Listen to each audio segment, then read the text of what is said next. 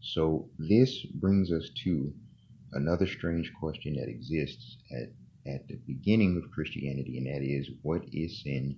How did sin come into being? It's like, did Yahweh create evil? That has to be answered in the creation event. Keep this proverb of mine in mind, okay?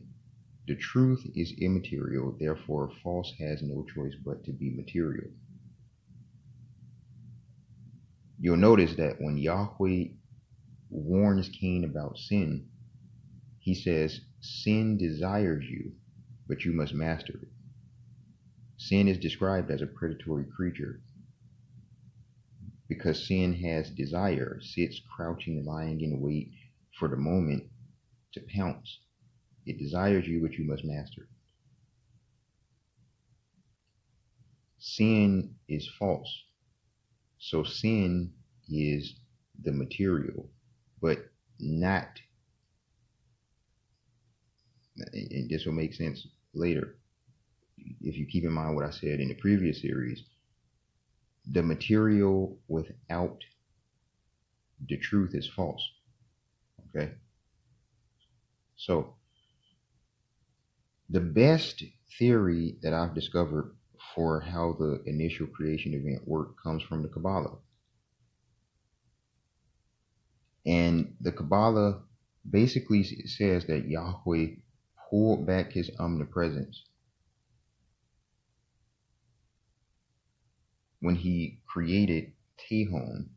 Tehom is chaos. That's disordered matter, the original state of everything. I don't know what that would be scientifically, maybe the quantum vacuum or whatever. But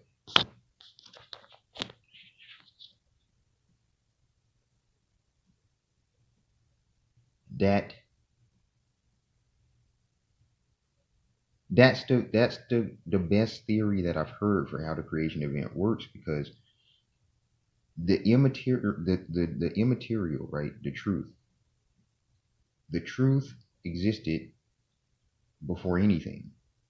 So the only way that anything could exist is if the truth created something that was not him.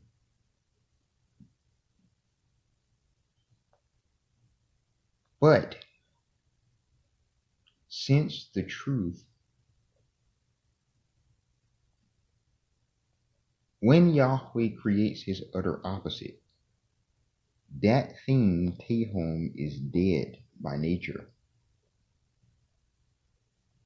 It is by nature everything that the truth is not. Material, space, time, energy, matter, dead. Did I say dead already? Mindless.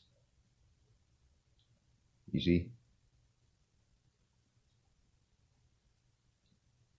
But there's also a sort of a catch in that, which is, okay, in this theory, when Yahweh pulls back his omnipresence, he takes space upon himself.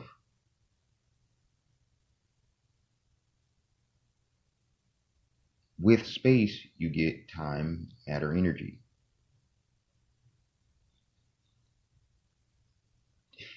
This is the beginning of the body, or this is the next step, because the body of Yahweh is the second member of the Trinity. This is the next step in the body of Yahweh being created.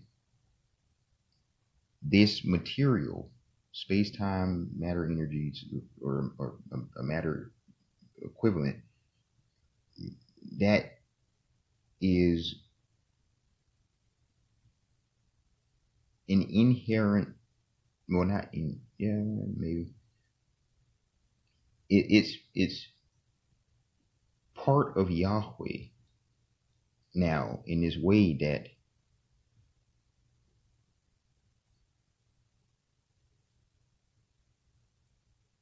it's going to be inherently ordered, as opposed to the Tehom material, which is inherently disordered. And so you can start to see what I mean now by the eternal incarnation. Okay,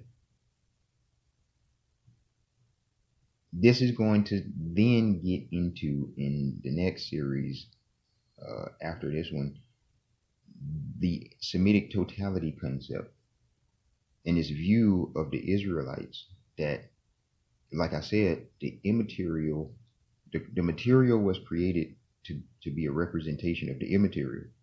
So the incarnation that occurs on earth is a representation of something that has already occurred in the immaterial. Okay?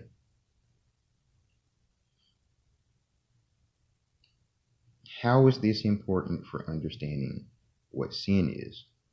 Here we go. For Tehom to become what we currently have now, Yahweh had to share his life with it.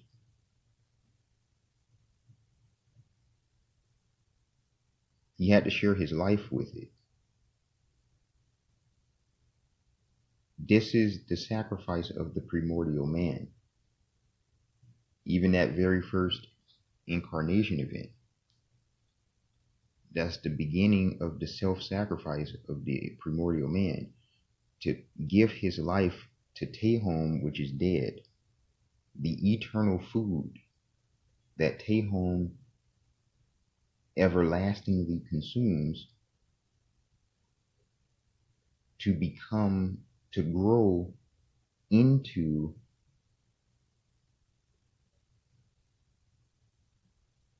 being like Yahweh. And how should I describe this?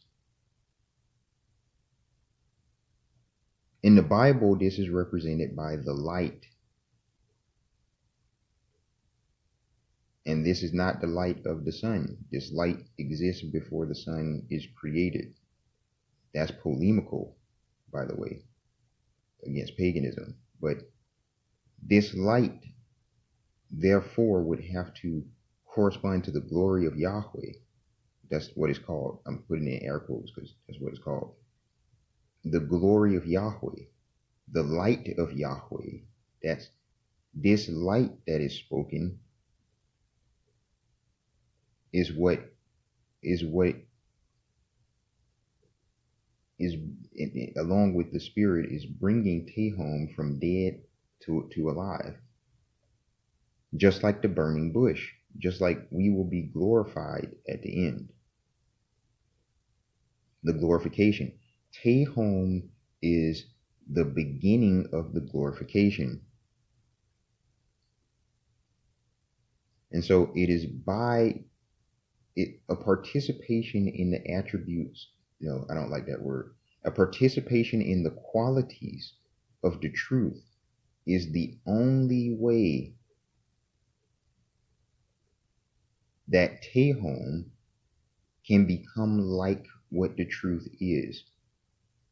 That comes from the truth sharing his life with Tehom. Just like we in the new creation, we're going to be more similar to Yahweh because this glorification is imperishable clothing perishable. That started with Tehom. So are you starting to see a bit of the hint of the STC and how this that's occurring up here in the immaterial is represented down here? You're starting to see that, and it's levels to it. Okay, so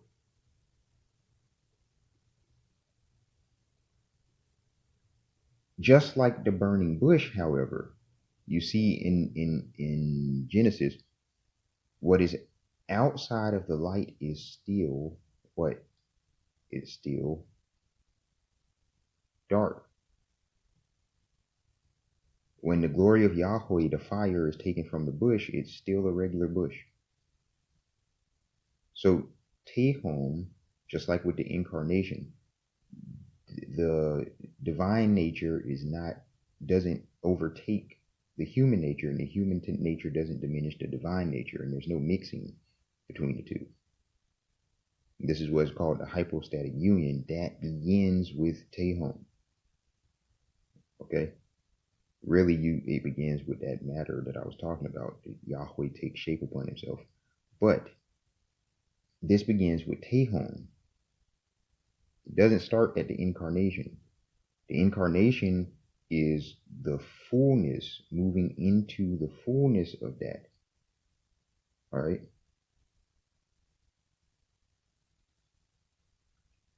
This then gets into what sin is, where Tehom, being the utter opposite of Yahweh, is a very miserable existence if it ever becomes aware of itself. And that's what happens when the truth is rejected. You have no choice but to revert into Tehom. This is why you see pagans talk a lot about the darkness. When you stare into the void stares back. Or the abyss stares back. These kinds of shadow work. It's when you reject the truth, you have no choice but to revert to Tehom. And it's miserable.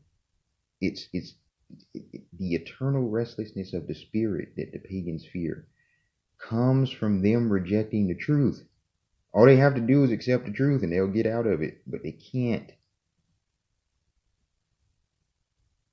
Because there's this thing called reprobation, and you can Google that. But that is what hell is.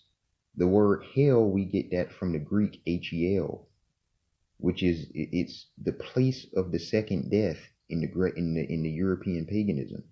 In the Bible, the Greco-Roman paganism, we take out and we call it, well, not in the Greco-Roman paganism, it's Tartarus, I think. But the Bible uses the word abyss, and abyss is a translation of the Hebrew Tehom.